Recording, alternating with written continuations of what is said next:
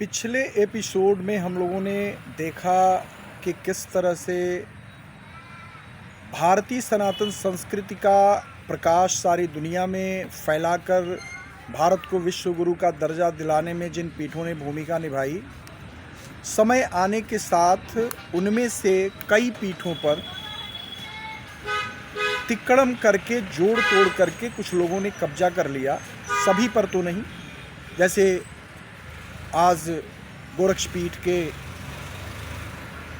वर्तमान महंत जी और इनके पहले के महंत जी गण भी अपनी निरंतर की प्रकाश फैलाने की प्रक्रिया को जारी रखे, तो ऐसे लोगों को इसमें शामिल नहीं किया जा रहा। लेकिन बहुत सारी पीठों पर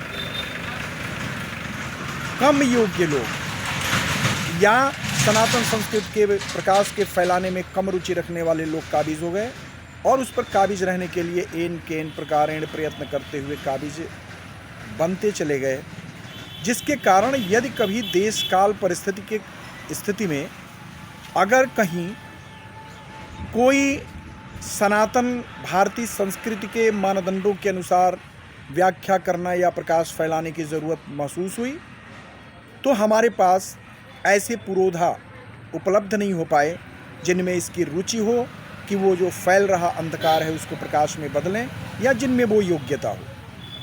बहुत सारे लोग योग्य थे लेकिन चुप रह गए, और बहुत सारे लोग तो काबिज हो गए थे इन पदों पर जिनमें योग्यता ही नहीं है, जो केवल जन्म आधारित ऊंच नीच, जन्म आधारित भेदभाव को ही अपना सर्वोच्च लक्ष्य मान चुके थे, केवल दान प्राप्त करना अपना सर्वोच्च लक्ष्य मान चुके थे, और समाज का नेतृत्व सटीक और वैज्ञानिक सिद्धांतों के आधार पर जो सनातन संस्कृति की परंपरा थी उसमें उनकी रुचि नहीं थी, योग्यता नहीं थी। परिणाम स्वरूप जब 7वीं शताब्दी में अरब से आक्रमण हुए तब भी, और उसके बाद लगातार आतताइयों के आक्रमणों के दौरान और यूरोपीय क्रूसेड की शक्तियां जिनकी नीयत भारत के प्रति खराब थी, उनके द्वारा पैदा किए गए अंधकार में मार्गदर्शन नहीं दे पाए। ऐसी स्थिति में 15वीं शताब्दी के आसपास सबसे पहले भूमिहार ब्राह्मण कुल में जन्मे संत रामानंदाचार्य जी का उदय होता है, जिन्होंने कहा, जात न पूछो साध की, पूछ लीजिए ज्ञान, जात पात पूछे नहीं कोई, हरि को भजे सो हरि को होई। यह मूलतः वैदिक परंपरा की बात थी। सर्व खल वेदम ब्रह्म, ब्रह्म सत्यम जगत मिथ्या, जीवो ब्रह्मेव नापरः, यानी जीवो मात्र ब्रह्म है। यह मान्यता जो हमारे वैदिक साहित्य में उपलब्ध है, जिसमें मानव मात्र को आदरणीय माना गया है, तो उससे संबंधित बात थी। जात न पूछो साध की, पूछ लीजिए ज्ञान।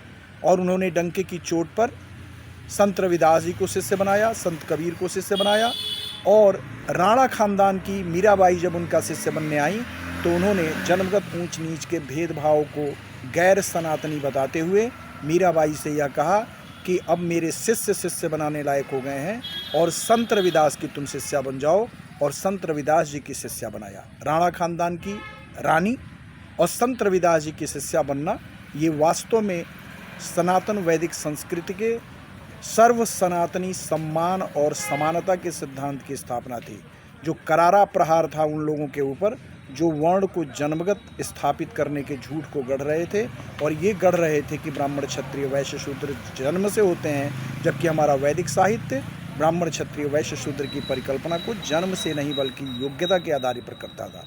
संत रामानंदाचार्य जी ने इसको स्थापित किया कि संत और ब्राह्मण होना या क्षत्रिय वैश्य शूद्र होना जन्म पर आधारित नहीं है बल्कि योग्यता पर आधारित होता है।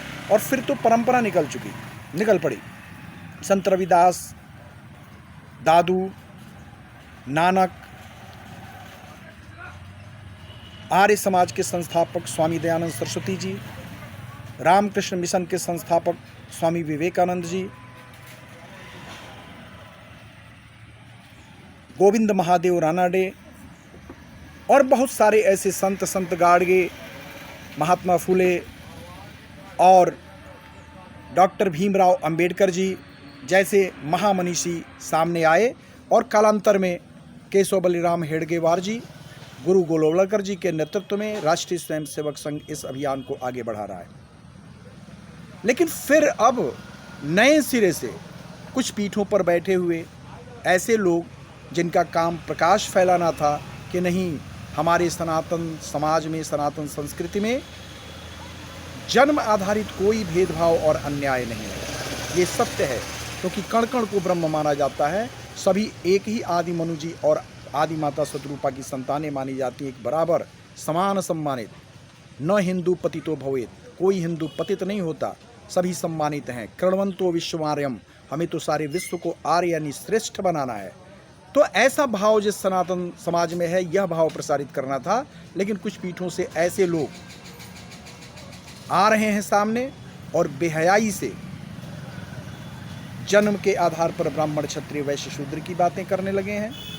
और यद्यपि इन्हें कोई महत्व नहीं देता, लेकिन कुछ तो यहाँ तक की बातें कर रहे हैं कि पाठक, शुक्ला, उपाध्याय में भी कौन नीच है, कौन ऊंच है, जबकि ये सभी जातियाँ सम्मानित हैं, सभी आदरणीय हैं और सभी सनातनी है। इसलिए न हिंदू पतितो भवेत के हिसाब से कोई पतित नहीं होता, कोई ऊंच नीच नहीं होता, सभी एक समान सम्मानित हैं।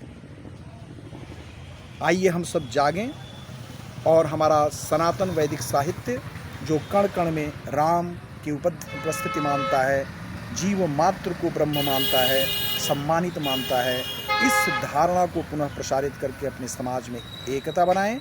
आज की श्रृंखला में बस इतना ही, अगली बातें अगली श्रृंखला में। वंदे मातरम।